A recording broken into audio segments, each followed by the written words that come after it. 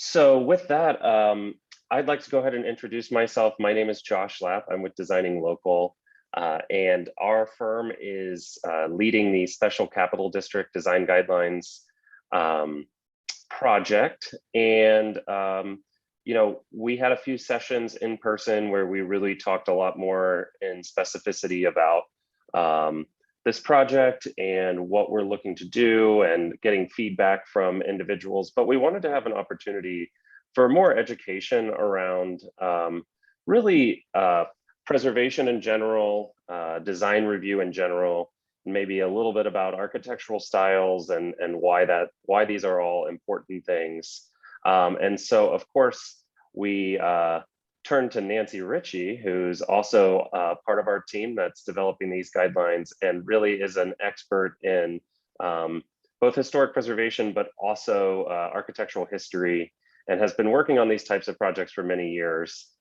So I knew we couldn't go wrong with turning to Nancy to give us really the background on a lot of these things and just help learn more about why are we doing this in the first place, both in Frankfort and specifically, but really nationally, and understanding how historic preservation came to be, how design review specifically as a component of historic preservation came to be, and hopefully being able to answer some of your questions about this in general. So I'm going to turn it over to Nancy to introduce herself, and then we'll get started.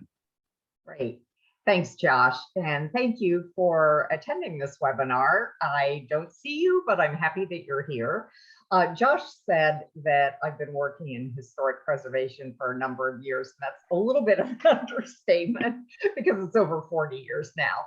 But when I first started working in the mid 1970s, historic preservation in a lot of ways was in its infancy in terms of the many ways preservation plays out in communities today. The historic preservation movement in the United States actually goes back to the 1850s, and it was the Mount Vernon Ladies Association that was concerned about the imminent demolition of George Washington's home, Mount Vernon. And it really was focused very much on buildings of national significance, mainly homes of presidents, really. And that really began to change in the 20th century. And one thing that changed pretty significantly was the whole idea of design review and where that came from, where people started to look at communities and look at areas that had distinctive architecture, and they came up with this new idea of historic districts. And that's really what we're talking about today. Historic districts typically have maybe some buildings that are outstanding architecturally that maybe can stand on their own. But the idea of a historic district is it really is a collection. It's a collection of buildings. There can be a great deal of diversity in an area like a district. Certainly your district is an example of that, where you have this fabulous state capitol dominating the landscape, but you also have homes from a number of eras, and some are very modest, some are very large.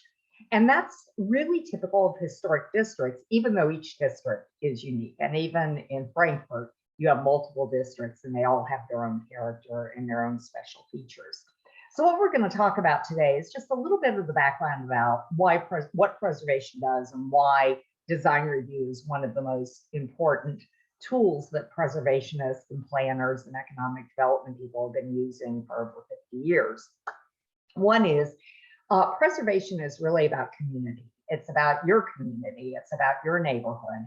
It's about what makes it distinctive. It can be the history, the culture, the architecture, traditions, all of those things come together as part of that history and culture.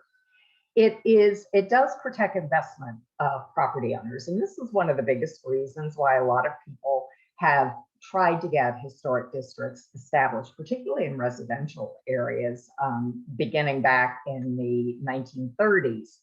And all of you, I know, have an interest in your property, and it's a big investment. And this is one of the tools that helps not just maintain the character of your building, but also the character of the area.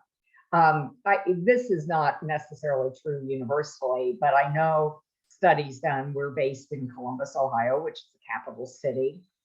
And the county auditor did a study at one point and found that property values in designated historic districts increased in value and maintained value better than any other areas in the county, including some high-end suburbs. So it is something that you can look at as protecting your investment.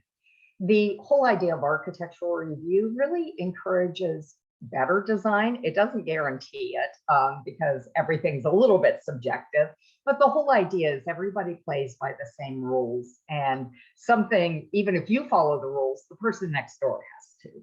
And in other communities, we've had examples of things that happen when there isn't design review.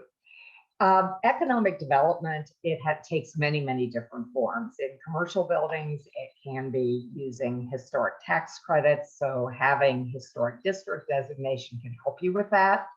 It's really important for tourism, what's called cultural heritage tourism.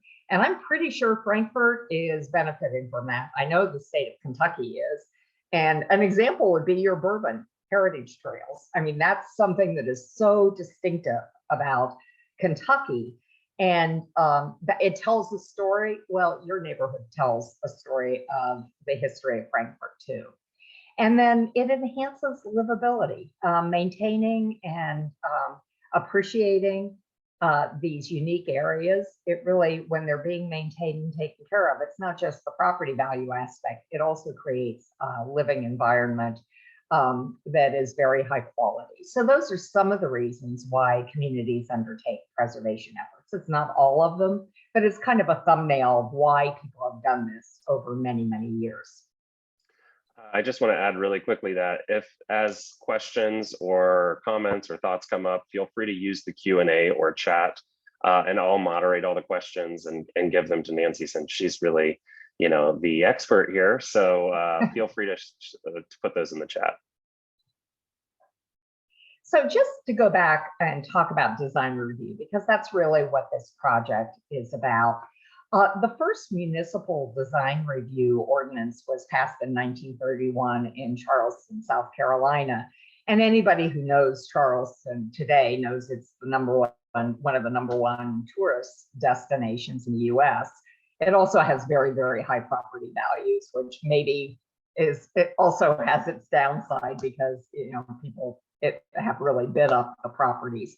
But it started out because this fabulous district was very much in danger. Buildings were not being maintained. And there were some people in Charleston that knew that it had an important history, and they formed a nonprofit organization and really took it to their city council and convinced them that just like they had zoning, they could do something like this that could actually help preserve the character of the community. It was followed pretty quickly, or at least in the 1930s. And remember, this is during the Depression, so it's kind of interesting that this was even an issue.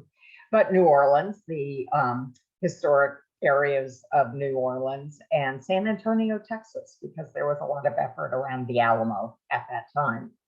But what really put architectural design review on the map and made sure that this was constitutional. And today there are probably 3,000 communities, maybe even more, that have some type of architectural design review.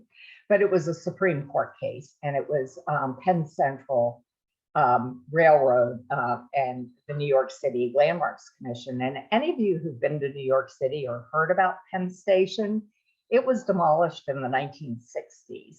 There is a Penn Station in New York, but it's all underground. And it's not anything you want to write home about. It's not something anybody would have wanted to preserve. But it was immediately after the demolition of that building in the 60s that New York City passed its landmarks legislation. And the case involved Grand Central Station, which was still standing at the time. And it did go all the way to the Supreme Court, where the Supreme Court affirmed that the idea of architectural design review was firmly based in the same concept that was used for zoning and other kinds of land use regulations. And that has been the case since 1978 when that took place.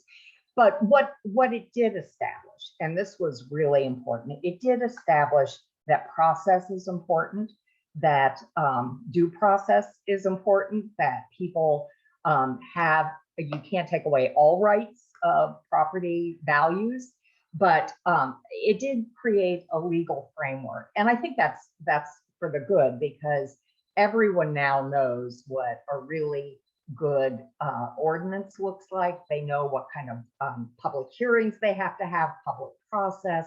All of those things have been really well established since 1978. You can go, yeah. So what is design review?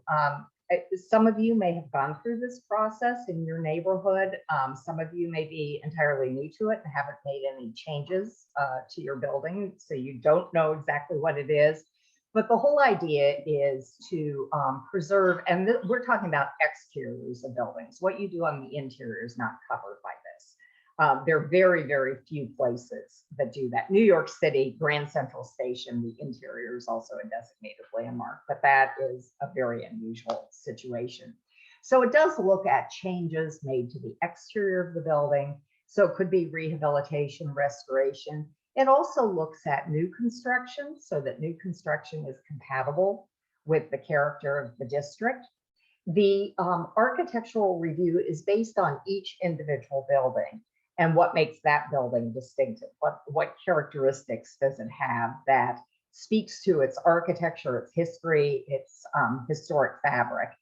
And the most important thing about a process like this and developing design guidelines is it gives everyone the same playbook. There is nothing more frustrating than a property owner trying to get approval for a change to the building, and there are no really clear written guidelines, or they don't know what the rules of the game are or how decisions are being made. Design guidelines are they'll be used by the city staff, they'll be used by property owners, they'll be used if you're using an architect or a contractor, they'll know what the rules are. And most importantly, the review board members will be using this. So it gives everybody the same playbook. So it helps, it will help owners get through the process, but it also helps everyone along the way make good decisions. And by being open about it and having it out there and having it be illustrated and user-friendly, it helps educate property owners too. And we think that's one of the benefits of having design review and having written, developed guidelines. And we've worked with Designing Local for about 5 years, and we know it will be very visual, it will be very user-friendly, and it will be something that can be easily understood. You don't have to have a degree in architecture to understand the design guidelines. Nancy, sadly to tell you that we're closer to 10 years now working together than 5.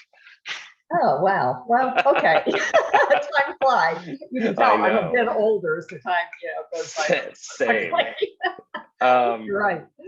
So when we get into this next section, what we're going to be doing is looking at some properties in Frankfort in the Special Capital District. So apologies, or actually probably if your house is being shown, that means that we think it's a really good example that we'd like to demonstrate to other folks. But Nancy's going to go through and look at some of these properties and help folks understand what some of the character defining features are of a variety of properties, since really the design guidelines are very focused on character defining features and helping to maintain those. Some of the properties that you'll see are probably really well known and really high style, and some are, maybe more vernacular, and but all of the properties are, I think, examples of helping folks understand why we're doing this, and specifically what some of the most important features of the homes are. So that's what we'll do when we're looking at a few of these. Great. Everyone probably knows this home. Yes, this is probably, and it is a one-of-a-kind building in the neighborhood, and it always will be. But we wanted to point out the fact that this neighborhood has really diverse architecture. Sometimes that's true, sometimes not. In your case, as Josh said, you have some vernacular buildings all the way up to something like this, a Frank Lloyd Wright building. But each of the buildings comes from a different, a particular period, particular materials, construction techniques, and it's really that combination of features that makes each building one of a kind. Even some that look like they were built at the same time and maybe were all the same have had changes over the years that add, maybe the porch is slightly different or some of the details different. But I'd like to just point out what we call character defining features. And that probably is lingo that preservationists and architects use. But what it means is, what are those elements? What parts of a building actually come together to create the architecture, the architectural design, the architectural style? And this is a perfect example of a prairie style building. Frank Lloyd Wright was a Midwestern architect, a Chicago architect, and his work revolutionized American architecture. And this is just a great example of that particular style. And some of the hallmarks of that style are those long linear windows, the linear porch, even the divisions. Look at that balcony, how long and linear, instead of a porch with columns, it has that the terrace area with the wall. It has a flatter roof line. It has that center chimney, and that even the contrast in the materials. Stucco is very common for Frank Lloyd Wright buildings, so is brick. It depends on where you are. But the light color with the dark banding, all of that emphasizes that horizontal nature of his architecture. If you took a building like that and you decided to change the windows and put a Victorian porch on it, you would change that architecture and that design significantly. And that's why it's unique to this building and to this style, but it's a wonderful example. The other thing I'd like to point out, this was a good example. We walked around the neighborhood and took hundreds of photos of architectural, just the character, the diversity and details. But we also noticed there's site aspects of your building site that are also interesting. And on this particular street, some of you have elevated sites. So you might have retaining walls or long stairs or steps. You can see the retaining wall between the two properties. Others are right on the street. So even landscaping and site elements contribute to the character, not just of an individual property, but an entire streetscape. The next slide shows a more vernacular building. It's a simple 1.5 story, barely 1.5 story. It doesn't even have dormers, those windows that are in the roof line that make upper stories a little more usable. This is a very simple form, very much when we talk about vernacular architecture, it's traditional building, traditional forms, usually not architect design. Frequently just builders knew how to do it intuitively because they saw buildings like this being built around them. This one happens to be frame, but it has some really nice features. It has that gable roof line with the 2 end chimneys. It was very practical to do that. That's a very common form. A center entrance, so it has a very symmetrical facade with a center entrance and 2 bays on either side, two windows. Notice it has multi-pane windows. To me, that indicates it's probably an earlier 19th century house, because by the late 19th century, window glass was being produced commercially and it was a lot less expensive, and you could have large expanses of glass, big 1/1 windows or really huge single pane windows, frequently in Queen Anne houses. But the thing that's really sweet about this house is that little overhanging hood over the front door, not a full porch, just the hood, and the beautiful, what we call decorative barge boards, but that decorative trim lining the gable and the front roof line. And that's a building that all of those elements contribute. So if you started taking those away, changed the windows, got rid of the little overhanging porch, took all the decorative trim on, you would change the character of that pretty significantly. So even modest buildings can have very distinctive characteristics. And this is an example. This is a really good example of a 19th century. I guess it's second half of the 19th century, maybe even 1880s, 1890s. This is when buildings were might have had, when we talk about massing of buildings, we talk about the size of it. Does it have setbacks? You can see here it's not a single plane in front. It has a setback. It has a gable roof in the front. The rest of it is a hip roof. It has those 1/1 windows with over the window. It's called the lintel. That's stone. So you have the contrasting materials. You have that front porch all the way across the front of the house.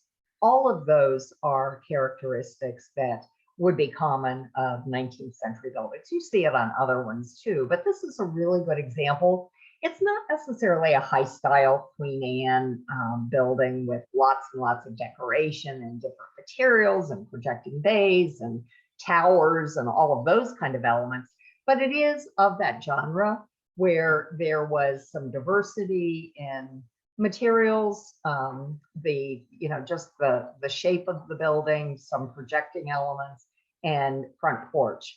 And we noticed a lot of porches in your neighborhood, which isn't surprising. I mean, you have buildings close to the street. That's how people socialize. People used to live in their front yards, not their backyards, where they had many years ago outhouses and gardens where they grew food.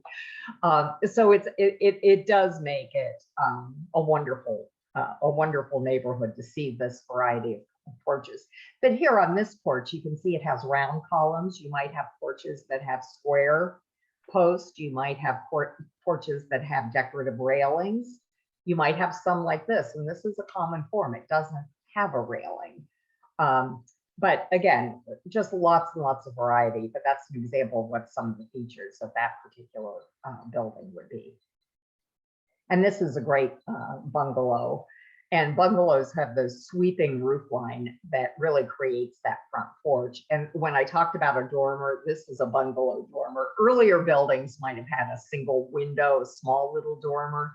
This is one of the things that you see on bungalow houses all over the country. And this is an early 20th century style. And there were magazines that people could buy, like housing magazines today, but there were some called the Bungalow, the Arts and Crafts. So you'll see these everywhere. They can be built in all kinds of materials, but I'll tell you what, that big broad dormer is very, very common. That sweeping roof line that forms the roof of the porch is very common. Look at the shape of the columns. They actually kind of flare out, and it has a solid railing. It doesn't have, balusters like a Victorian porch might have. It has that solid railing. And if you look at the window, it's actually a large window, but it's in 3 parts. So it's not like a 1960s picture window in a ranch house. It actually has the upper sash have multiple panes, and the lower sash is a single pane. Very, very common feature where they don't match. And the entrance, if you want to point to that, Josh, the entrance has those what's called side lights. So those lights on either side, the windows on either side with the panel before. And this is another one on an elevated site where the stone wall, the steps, the plantings, all of that create a really beautiful visual picture because bungalow houses were frequently seen as really cozy, and gardens were a very big part of the design, not just of the house, but of the yard. This is a picture perfect example of that style. This is another great example of a vernacular style with that really steeply pitched roof. and look at the chimney. It's front and center. And I know sometimes people don't use their chimneys as much these days, but chimneys were distinctive features. I mean, they weren't trying to hide that, but another example of just the form is it's so straightforward. But look at the porch across the front. This porch also has columns as opposed to a lot of railing, and that's very typical. In this case, this has a door that has lots of window panes in it. That was frequently used throughout history. I mean, it appears on different types of architecture, but it looks particularly nice on this one. And that broad front porch. And when a porch goes all the way across the front of the house, you wouldn't want to take that off and just have some little porch. That it just brings that whole design together. Notice in the corners, it has wood siding, but notice in the corners, and it's really brought out by the paint color, or painted all white, you would miss it. But look at those little corner pieces, and maybe Josh can point those out. Yes, right there. And the window trim, having it painted in a different color, it really makes the architecture stand out a little bit more. So while it's a simple building, it's a really elegant, simple vernacular building.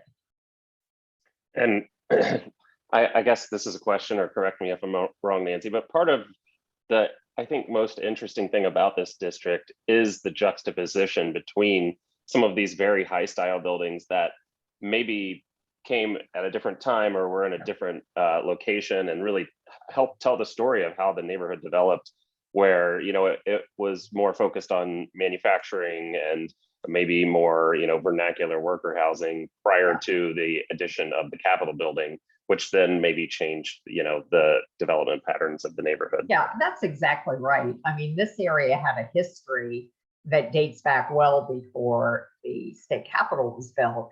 And of course, with a river there, it's not surprising that there might have been some industries, worker housing, people walked to work. So yes, it does reflect some of that earlier period. The approach to the Capitol with that avenue and really having that landscape boulevard really focuses your attention the minute you cross the bridge. I mean, that's one of the most wonderful entrances into a historic district I've been to for a very long time. But then you've got 19th century, 20th century houses. So it does show that this area was not developed just in a very short period of time. Sometimes you'll see historic districts that, particularly with mid 20th century, where they might have had a developer and they might have been developed over 2 or 3 or 4 or 5 years. Your district actually reflects 200 years of history. You can tell it by the architecture. And that's what actually makes it so interesting. We spent a lot of time walking around, and you want to walk on every single street. And as residents of the neighborhood, I think you probably appreciate that, because I think you probably are out and about. If for no other reason than during COVID, that's all people could do. So it was a good time to explore where you live. But we were really impressed with it. And I don't know if we have a photo of it. What was it you called the special stone in the area? Oh, the Kentucky marble, I think. And yeah, somebody can correct me in the chat or the Q&A if I'm wrong. Yeah, well, it was a material we were not familiar with. It was definitely different than something that, if we saw stone in Ohio, it's likely to be sandstone or limestone, but it looks very different than that. So there are even aspects about local materials and local traditions that that you're likely to see in Kentucky that we may or may not see in Ohio, just because of the different histories, different time periods. And now we're going to look at some details, lots of pictures, but Nancy and Jeff recognized so many details, and looking through all their hundreds of photos, it was just striking to me about how many really cool features on even some of the vernacular, or actually on many of the vernacular buildings. There might have been, we had a lot of fun. I think we took about 100 photos of these details. So this is just barely, it doesn't even scratch the surface. But Josh, you're right. Some of those were on buildings that had lots and lots of detailing. We particularly noticed some of the wood materials, the decorations on roof lines, on the edges of roof lines, porches. The upper right is a really nice Victorian porch, beautiful turned woodwork, very slender turned columns. They look almost like pieces of furniture. And the bottom right, the gables were frequently decorated. And this one has shingles, but it also has that window. I mean, that's a one of a kind window. I've never actually seen that configuration. But when you walk around and start looking at some of these details, you realize there's a lot of design in this neighborhood, even on buildings that look like, well, why is my building historic? I have a little 1.5-story building that was built 150 years ago. There's nothing special about it, but it is part of an ensemble. Just like, you know, if you have a TV show that has an ensemble cast and everybody contributes something, and some are the stars and the primary characters and some are the supporting characters, it all works together. And that's what makes historic districts, I think, worth preserving, and also why people like living in them, because they do like all of that diversity. Here are some more examples. This great over the window, that great transom over the window. Some of those porch details, and you know, on the lower left, and the beautiful, very Gothic, those steeply pitched 3 gables on the upper right. That is such a Gothic revival, mid-19th century design. And look at how lacy and the craftsmanship in those decorative gables. The bottom right, that's the brackets and that window trim. That is very, very typical of the Italianate style. I'd like to point that building out because it does have artificial siding on it, but the owner took a great amount of care to keep all of the window trim, the windows, the brackets, the corner boards, all of those. If that had been stripped away, that house would have lost all of its character. And I think it's really thinking about those little elements for your house. What kind of windows does it have? Okay, it has multi-pane. Well, then it was really designed to have this. We don't want to put different windows in. Or look at that great woodwork. Yeah, you do have to paint it. We get that. But it also is something that adds value to your house because it does make it what it is. So just being sensitive to details, not just the overall design, but some of those little details that make things special. And then we have an overview, like just go back through and kind of remind everyone some of the things we pointed out. Yeah, so some of the things, if you're looking at your house and you're trying to say, what is it that I should care about when I go through this design review process? Some of the things you'll look at will be the roof shape, the roof design, roof materials. I didn't notice a lot of slate, which can be a very common roof material. Maybe it's not very common in Frankfort, but roof shape is important. Even the gutters. A lot of you probably have box gutters, which are part of that roof ensemble and design. Entrances and windows for sure. The main entrance. Sometimes the windows vary around the building, and the nicest windows are on the main facade. So if you have, a stained glass or a leaded glass window, it might be there, and they may be simpler elsewhere. Entrances, windows, porches, and porch detailing, porch design, chimneys, cornices and brackets. Those are up along the roof line, the overhanging eaves. Any unique details that you have, just like some of the ones that we showed you examples of. Overall, the materials, whether it's frame or brick or stone, those lend a certain character. If you have a frame house, architectural details can be highlighted, with appropriately chosen colors and contrasting colors.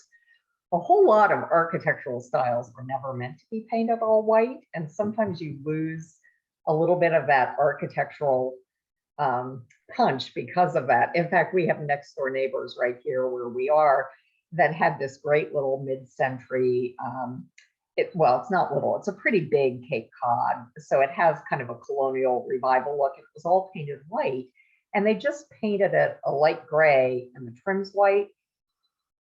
For the last 30 years, I never noticed how beautiful the entrance was. It had a recessed entrance, it had fluted columns, it was all painted white, and it all just disappeared. And just that little bit, it's a very pale gray. It's sort of like, it's not a lot of contrast, but all of a sudden the fluted corners on either end of the house in this beautiful central entrance, they just popped out. And in fact, I looked at it, I was like, am I in the right, is this the right place?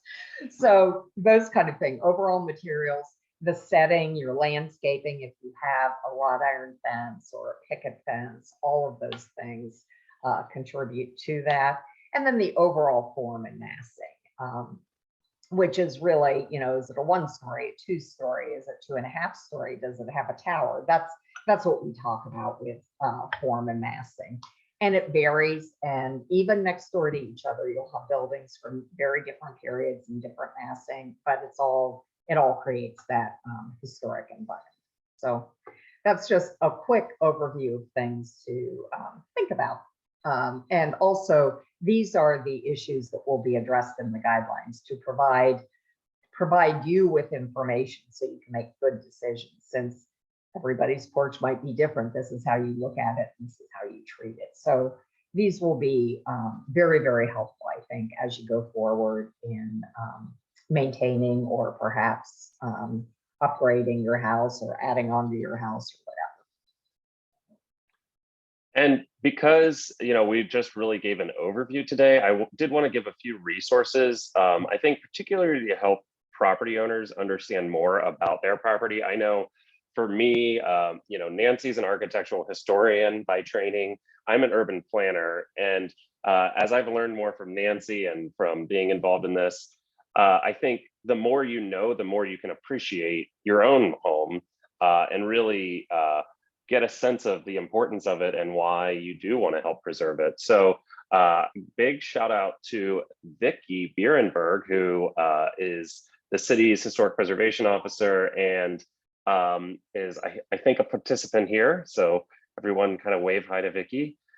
She has a wonderful session on the city's website. If you go to frankfort.ky.gov/historic preservation, on the left side of the page, there is a link that says education videos. If you click on that, there's a few videos available, and one of them in particular is about identifying and describing historic residential buildings. So Rickey has a whole session on how to help identify your house and learn more about the architecture of it. And then I double checked, and one of the Bible of this kind of thing, a field guide to American houses, is actually available at the Frankfort Library. I'm house hunting right now, and as I was looking at a variety of houses, I pulled out my copy of it and really was just trying to think about, what kind of house do I want, and what how. As I looked at each house, I thought, okay, well, here's all the features of it, and here's kind of the cool things to pay attention to. So that one is available at the Frankfort Public Library. And that's a great book. That's used by, that is kind of the Bible for identifying American architecture. So even if you're just, interested in it as a hobby, it's a great book. And I'm sure most of the styles represented in this district will appear in some way, shape, or form in that guide. And if you want your own copy, it's very affordable. You can buy it used online. You can get it in paperback. Yep. And then another one that I think a lot of folks have used is American House Styles, a Concise Guide. There's a second edition of that available now. It is not at the Frankfort Library, but it is available online for a relatively an inexpensive cost. Of course, go to your local bookstores as well, but I just double checked to make sure those were things that you could easily access. So, I would recommend that everybody check that out just to learn more about your own home and kind of about the elements about your house in particular. And with that, I would open the floor to any questions that folks have, and specifically about anything we talked about today or anything else that we may be able to answer for you here quickly before we go. You're welcome to pop those in the Q&A as well as the chat if you'd rather. And I think in the Q&A, we got a great, some thoughts from Joel, and in particular, a paper about the kind of the history of the Capitol. And I just already love the quotes that are there in that. So I think that's available via link there. So that's very cool. We'll give a little bit of time for a question, but if we don't hear anything, I want to thank everybody for attending today. If any of you attended our in-person sessions, thank you for coming. We really care about getting input for the design guideline project from the community, and I'm available to, if you want to talk in specifics about the actual special capital district design guideline process, or specifically about anything like that, I would encourage you all to reach out. You can reach out to me directly at josh@designinglocal.com, and I'm, would love to chat more. With that, I think you've exceeded your time to give me a question if you're not going to give me any. So I want to thank you all again for attending today. And thank you so much to Nancy for sharing her wealth of knowledge. I think you all got a college level course today on design review, so along with me. So I want to thank you, Nancy, for helping us with this and for participating. It's my pleasure. And I will tell you, we absolutely loved visiting Frankfort. I was not familiar with it, and I think you have a truly remarkable, wonderful city. Well, thanks everyone, and enjoy the rest of your day.